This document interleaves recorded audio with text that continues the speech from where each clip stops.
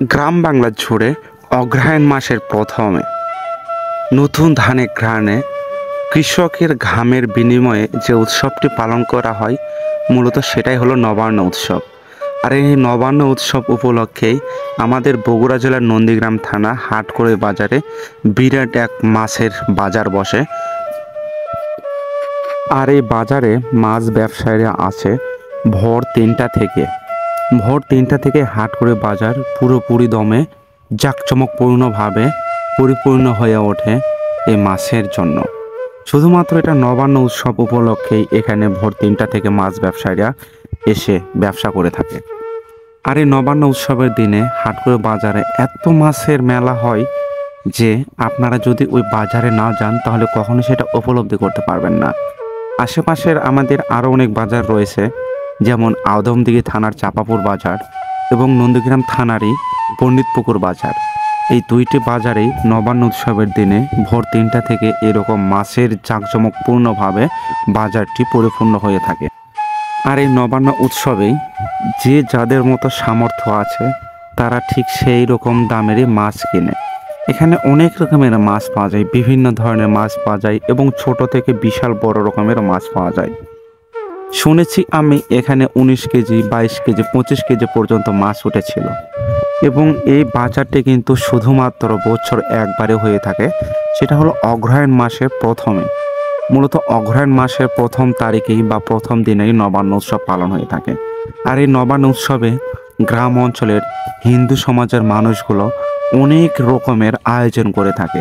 জমি থেকে ধান কাটা থেকে শুরু করে পূজা পার্বণ এবং নতুন নতুন ধান দিয়ে মিষ্টি পায়েস, নতুন নতুন ফল শাকসবজি দিয়ে রান্নাবান্না করে থাকে এই গ্রাম বাংলার মানুষজন।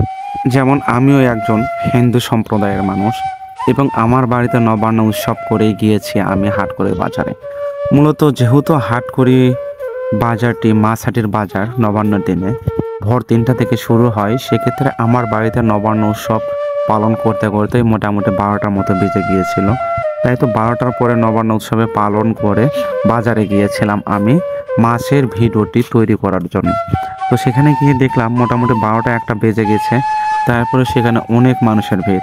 কিন্তু দুঃখের বিষয় হলো একটাই, সেখানে যেগুলো মাছ দেখেছি সেইগুলো মাছ প্রায় শেষের দিকেই 2-1টা বড় বড় মাছ ছিল। আর সেই মাছগুলো দেখেই আমাকে খুব ভালো লেগেছিল যে গতবারের মতো এইবারেও আমি হাটকড়ি বাজারে নবান্নর দিনে বাজারে যুক্ত হতে পেরে খুব ভালো লাগছিল। কারণ সেখানে চেনা জানা অনেক মানুষের সাথে দেখা সাক্ষাৎ হয়েছিল।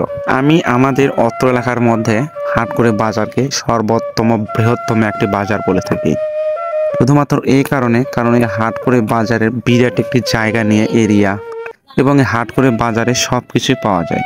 একজন মানুষের সংসার জীবনে যেগুলো আসবাবপত্র জিনিসপত্রের দরকার হয় সেগুলো সব পাওয়া যায় এই হাটকড়ি বাজারে। ভিডিওটি করা আমার মূলত একটা উদ্দেশ্য ছিল, সেটা হলো কি এই নবান্ন উৎসব অনেকেই দেখার সৌভাগ্য হয়ে ওঠে না। কারণ আমার অনেক বন্ধু বান্ধব ভাই ব্রাদার আছে যারা প্রবাসী, যারা দেশকে মিস করে, খুব মিস করে, তাদের জন্যই মূলত ভিডিওটি তৈরি করা। তারা আমার এই ভিডিওটি দেখে বুঝতে পারবে যে এখন বিশেষ করে 2025 সালে হাটকড়ি বাজারের নবান্ন মেলার মাছহাটি বাজার কেমন ছিল, তারা দেখে এটা উপলব্ধি করতে পারবে।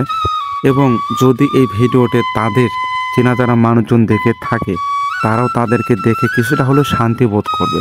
কারণ দেশের মায়া, পরিবার, আত্মীয় স্বজন ছেড়ে তারা দেশের বাইরে আছেন।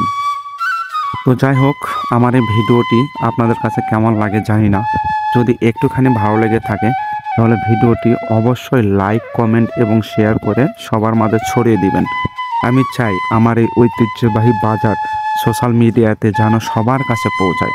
তাই আপনার একটি মাত্র শেয়ারের কারণে আপনার যেগুলো ফ্যান ফলোয়ার্স আছে তারা ভিডিওটি সবাই দেখতে পারবে।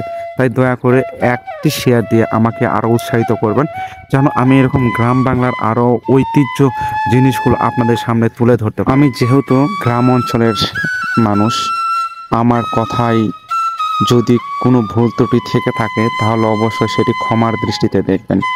কারণ আমি খুবই নগণ্য একজন মানুষ, আমার অনেক ইচ্ছে এরকম গ্রামের ঐতিহ্যবাহী জিনিসগুলো আপনাদের সামনে তুলে ধরার।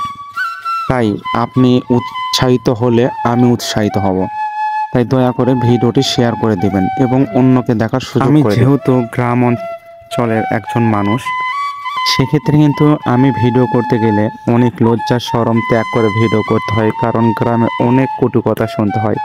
তারপরে আমি ভিডিও করি, কারণ আমার একটা ইচ্ছে, আমি গ্রামের ঐতিহ্যগুলো সোশ্যাল মিডিয়াতে তুলে ধরব। তাই আপনি আনন্দিত হলেই আমি উৎসাহিত পাবো। তাই দয়া করে ভিডিওটি শেয়ার করে দেবেন। আজকের মতো ভিডিও এখানে শেষ। সবাই ভালো থাকবেন, সুস্থ থাকবেন। Tata, bye bye.